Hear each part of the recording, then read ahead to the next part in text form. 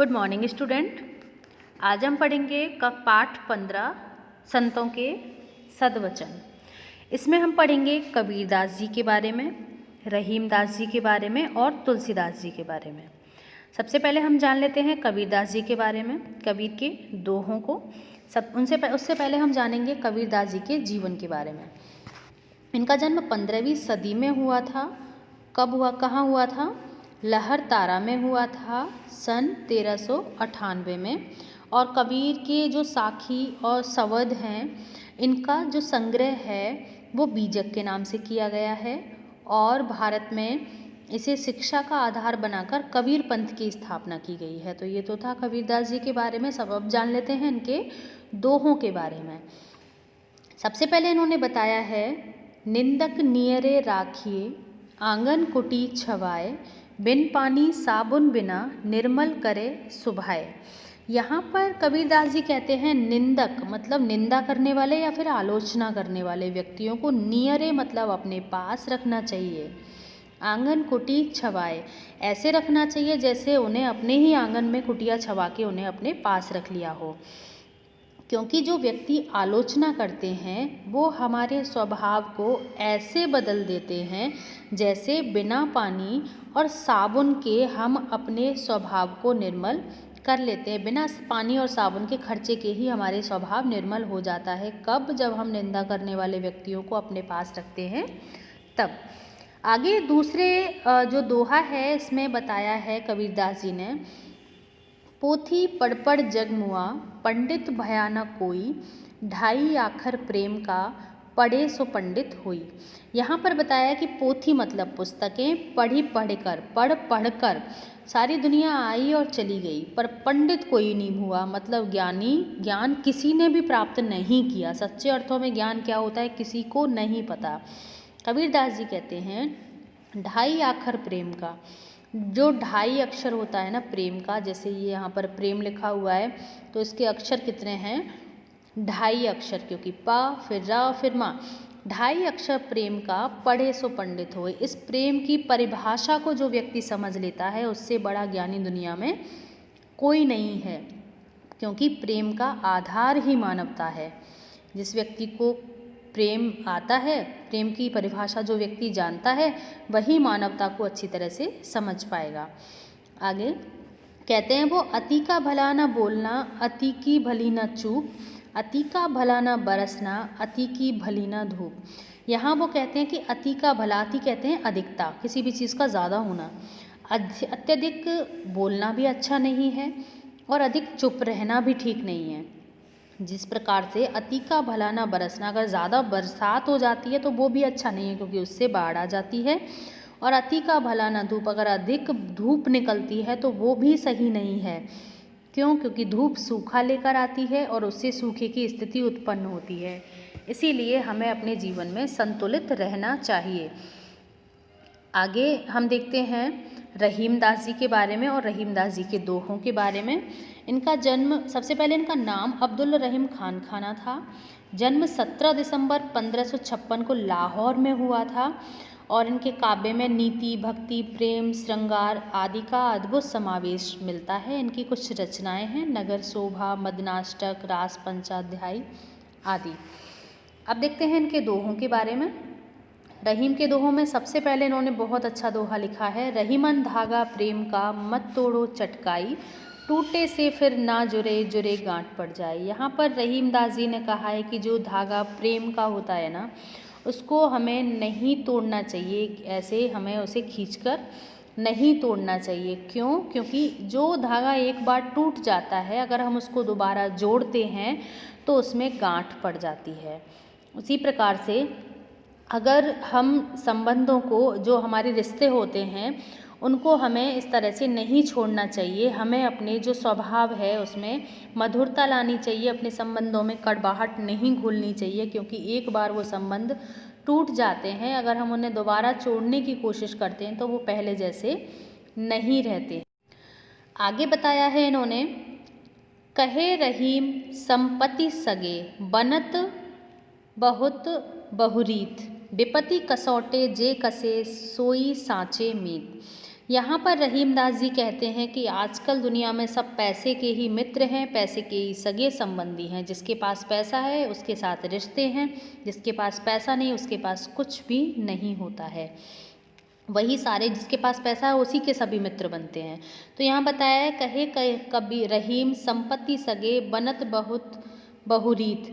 यहाँ पर बहुत सारे मित्र बन जाते हैं, बहुत सारे और भी आ जाते हैं, लेकिन सच्चे अर्थों में मित्र वही है विपत्ति कसौटे जे कसे साईं साचे मीत।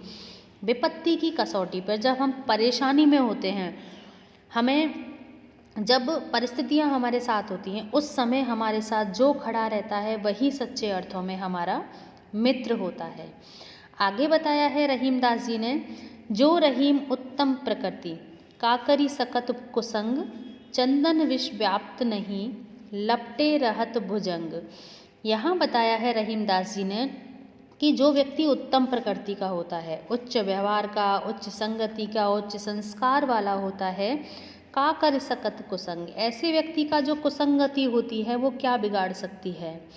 इस प्रकार से जैसे चंदन विष व्याप्त नहीं लपटे रहत भुजंग, जो चंदन का वृक्ष होता है ना, उस पर जहरीले, भुजंग मतलब सर्प, जहरीले सर्प लिपटे रहते हैं चंदन के पेड़ पर, लेकिन कभी भी चंदन की जो शीतलता है ना वो समाप्त नहीं होती है, उस पर सांप के जहरों का कोई भी असर नहीं होता है। इसी प्रकार से जो उत्तम प्रकृति के व्यक्ति होते हैं उन पर भी कुसंगति का कोई भी असर नहीं होता है।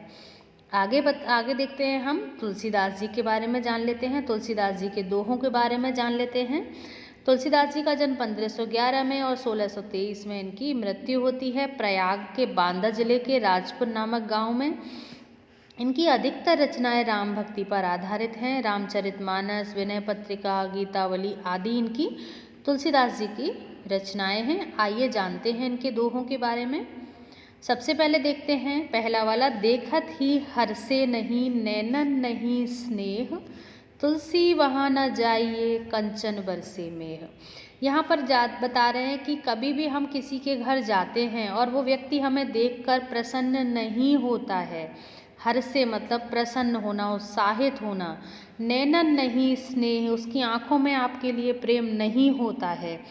तुलसी वहाँ न जाइए, तुलसीदास जी कहते हैं कि ऐसे घर में हमें नहीं जाना चाहिए, चाहे उसके घर में कितना भी सोना क्यों ना बरस रहा हो। तो यहाँ इन्होंने तुलसीदास जी ने बहुत अच्छी बात कही है कि जिस घर में हमारा सम्मान नहीं होता है उस घर में हमें नहीं जाना चाहिए, हमारा प्रेम से स्वागत नहीं होता हो, ऐसे घर में हमें कभी नहीं जाना चाहिए। चाहे उनके घर में कितना भी धन क्यों ना बरसता हो, हमें उससे कोई मतलब नहीं है। जब मन में प्रेम ही नहीं है तो ऐसे घर में हमें नहीं जाना चाहिए। आगे बताते हैं यहाँ, दया धर्म का मूल है पाप मूल अभिमान तुलसी दया न छोड़िए जब लगे घट में प्राण। दया धर्म का मूल है। तुलसीदास जी ने यह कहा है कि धर्म का आधार क्या है, दया है।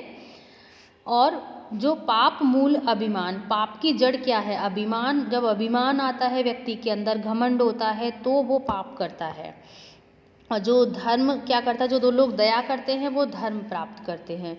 तुलसी दया न छोड़िए जब लगे घट में प्राण। यहाँ तुलसीदास जी ने कहा है कि मनुष्य को दया तब तक नहीं छोड़नी चाहिए जब तक उसके शरीर में प्राण है, तब तक उसे दया करते रहना चाहिए। तो तुलसीदास जी के आखिरी दोहे में हम देखते हैं क्या कहा है उन्होंने, तुलसी पावस के समय धरी कोकिल मौन अब तो दादुर बक्ता भये हमको पूछे कौन। कितनी अच्छी बात कही है तुलसीदास जी ने कि सावन का जो महीना होता है वो जब आता है तो कोयल मौन हो जाती है। तुलसी पावस के समय मतलब सावन के महीने में जब बारिश होती है, धरी कोकिल मौन, जो कोयल है वो मौन हो जाती है, चुप हो जाती है। अब तो दादुर बक्ता भये हमको पूछे कौन। दादुर कहते हैं मेढक को। वो कहते हैं अब तो दादुर मतलब मेढक बक्ता हो गए हैं। सावन के महीने में मेढक बोलते हैं, टर टर करके बोलना शुरू कर देते हैं। अब हमको कौन पूछेगा। तो यहाँ बोलते हैं कि जब समय प्रतिकूल नहीं होता है, जब समय हमारे साथ नहीं होता है, तो व्यक्ति के गुणों का भी कोई मूल्य नहीं रहता है। बस यही बताना चाहते हैं वो, क्योंकि यहाँ समय कोयल का नहीं था। कोयल वसंत ऋतु की रखवाली करने वाली होती है। जब वसंत ऋतु आती है तब कोयल बोलती है। और सावन के महीने में कौन बोलते हैं? दादुर। दादुर मतलब मेंढक। तो यहाँ यही बताया कि जब सावन का महीना आता है तो कोयल मौन हो जाती है और कौन बोलते हैं? मेंढक बोलने लग जाते हैं। अब हमें कौन पूछेगा? मतलब समय प्रतिकूल नहीं है ना, समय हमारे साथ नहीं है, तो हमें अब कोई भी नहीं, हमारा इच्छाओं का, हमारी बातों का कोई भी मूल्य नहीं होगा। तो बस यही इनके जो हमारे संत थे, कबीरदास जी, रहीमदास जी और तुलसीदास जी, ये उनके कुछ अच्छे विचार थे जो हमने इस पाठ के माध्यम से पढ़े हैं। अभी आपको ये वीडियो देखना है, अच्छे से इनको पढ़ना है और उनके बारे में समझना है कि और क्या क्या कहा है कबीरदास जी ने, तुलसीदास जी ने और रहीमदास जी ने। धन्यवाद स्टूडेंट।